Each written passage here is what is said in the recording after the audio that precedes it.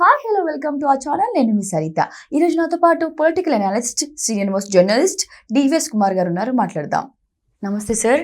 నమస్తే. ఎలా అన్నారు సార్? ఫైన్. రైట్. సో మరి రాయలసీమకు 1,00,000 కోట్లు పెట్టుబడులు పెట్టాలని సీఎం చంద్రబాబు గారు అంటున్నారు. ఇది సాధ్యమవుతుందా? అసలు ఏంటి 1,00,000 కోట్లు ఏంటి? దాని గురించి మీ స్పందన. అంటే అతను చంద్రబాబు సాధ్యమవుతుందా అంటే, చంద్రబాబు అంటేనే అదొక బ్రాండ్.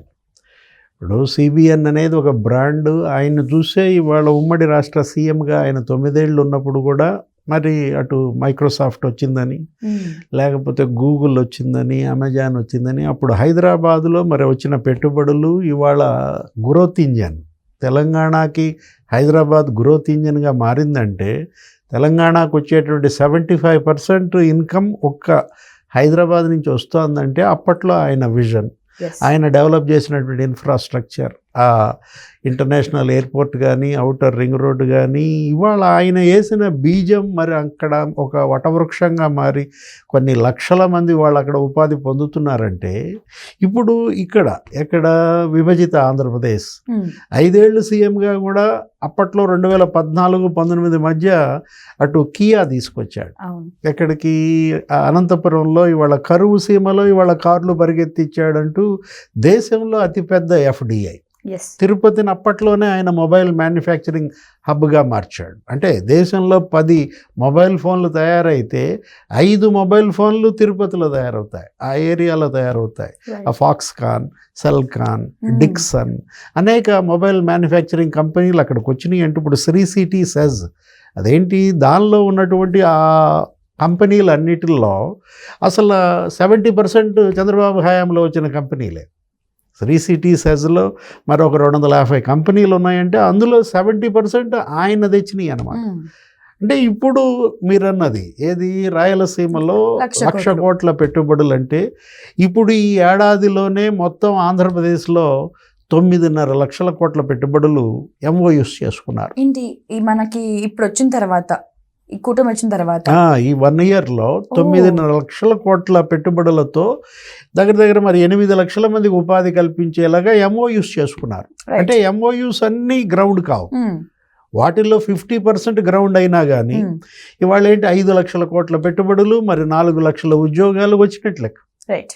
ఇప్పుడు మీరన్నది 1,00,000 కోట్లు ఏంటి రాయలసీమకి, అది కేవలం ఏరోస్పేస్. అది కేవలం ఏంటంటే ఆ డిఫెన్స్, ఏరోస్పేసు, ఆ ఎలక్ట్రానిక్స్ 4.0 పాలసీ. పదే చంద్రబాబు ఢిల్లీ వెళ్ళినప్పుడల్లా అక్కడ హోమ్ మినిస్టర్ రాజ్నాథ్ సింగ్ని కలిసేది దానికోసమే.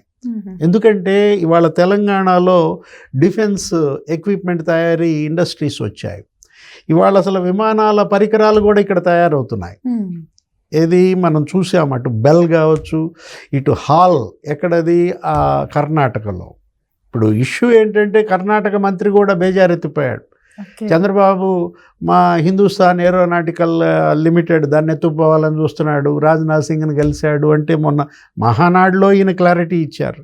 నిన్న ఆ కూటమి సభల్లో కూడా ఆయన క్లారిటీ ఇచ్చారు. ఏమని, ఇతర రాష్ట్రాల్లో ఎస్టాబ్లిష్డ్ ఆల్రెడీ ఎరెక్టెడ్ ఇండస్ట్రీస్ని నేను ఏపీకి తరలించమని అడగలేదు. కొత్తగా పెట్టేటటువంటి ఏరోస్పేస్, డిఫెన్స్ పరిశ్రమలు ఇవాళ రాయలసీమలో పెట్టండి అంటే అక్కడ ఒక 5-6 క్లస్టర్స్గా ఆయన తీసుకున్నాడు.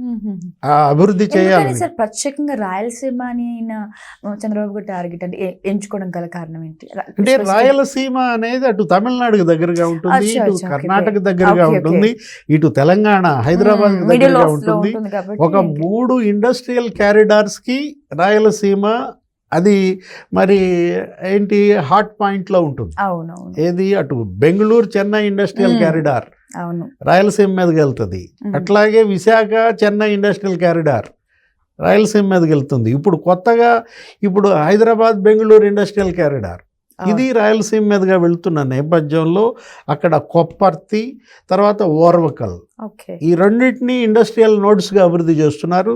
దానికి కేంద్ర ప్రభుత్వం కూడా దగ్గర 6,000 కోట్లు ఇస్తోంది.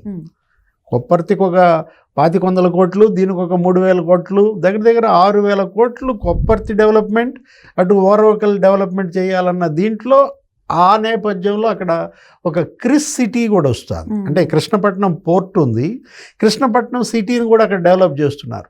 రైట్. ఇలాంటి నేపథ్యంలో ఇక సీమ ఏంటి, అటు అటు హార్టికల్చర్ పరంగానే కాదు, ఇటు ఇండస్ట్రియల్గా హబ్గా మారుతోంది. ఇప్పుడు మొబైల్ మ్యానుఫ్యాక్చరింగ్ హబ్గా తిరుపతి ఎలా మారిందో, ఆటోమొబైల్ హబ్గా ఇవాళ అనంతపురం మారుతోంది ఈ కియా ఇండస్ట్రీస్ వల్ల. ఓకే. ఇప్పుడు ఈ డిఫెన్స్ ఏరోస్పేస్ హబ్గా ఇవాళ అక్కడ ఓర్వకల్, అక్కడ ఏంటి ఆ లేపాక్షి, ఆ మడకసిర, ఆ ప్రాంతంలో డెవలప్ చేయాలని చెప్పి ఆయన తీసుకున్నటువంటి విధానం అన్నమాట. ఇప్పుడు ఓర్వకల్ వద్దేమో డ్రోన్ తయారీ క్లస్టర్ పెడుతున్నారు. అట్లాగే ఇప్పుడు మరి విశాఖలోనేమో నావల్ క్లస్టర్ పెడుతున్నారు, జగ్గయ్యపేటలోనేమో ఈ మిస్సైల్ తయారీ క్లస్టర్ పెడుతున్నారు. నెక్స్ట్ ఈ ఇప్పుడు ఇందాక చెప్పుకున్నటువంటి లేపాక్షి, మడకసిరలో నీకు ఏరోస్పేస్ ఎలక్ట్రానిక్స్ క్లస్టర్ వస్తుంది. తిరుపతిలోనేమో రీసెర్చ్ డెవలప్మెంట్ సెంటర్ చేస్తున్నారు. అంటే ఇప్పుడు బెల్, భారత్ ఎలక్ట్రానిక్స్ లిమిటెడ్, అది విశాఖలో ఒక సబ్మెరీన్ మరి రీసెర్చ్ సెంటర్ అక్కడ ఏర్పాటు చేస్తుంది. అట్లాగే హిందుస్థాన్ షిప్ యార్డ్ లిమిటెడ్, అది బెల్ కలిసి అక్కడ ఒక మరి 1400 కోట్ల పెట్టుబడులు పెడుతున్నారు.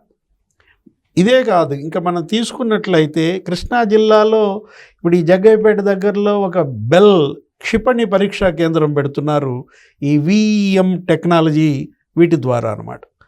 అలాగే మరి ఒక 950 కోట్లతో అక్కడ పెట్టుబడులు వస్తున్నాయి.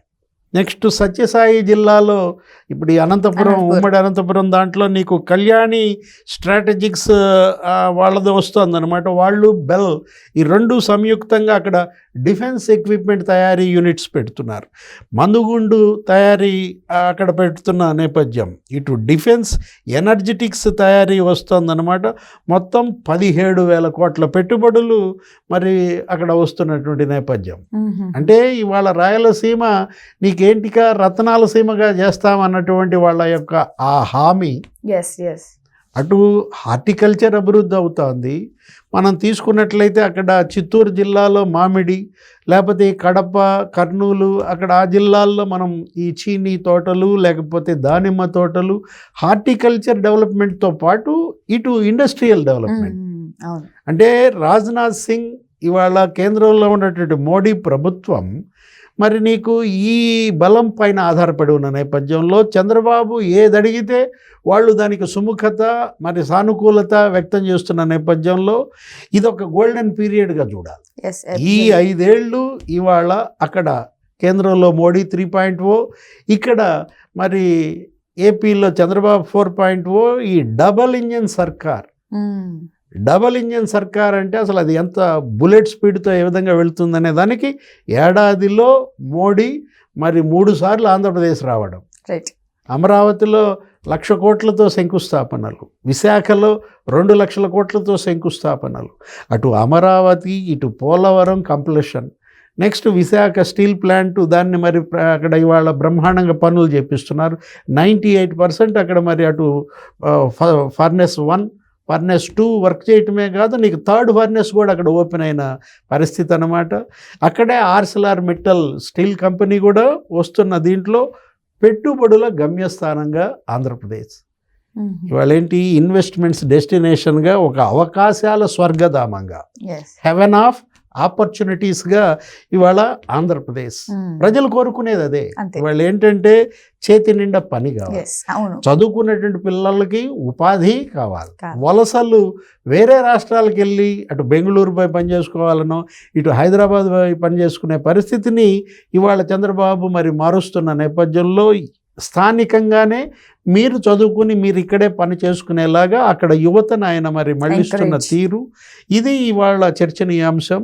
మరి దీనికోసమే వాళ్ళని గెలిపించుకున్న నేపథ్యంలో మరి ఇచ్చిన హామీలని నెరవేర్చడంలో భాగంగా చూడాలి. Thank you sir, thank you so much. నమస్తే.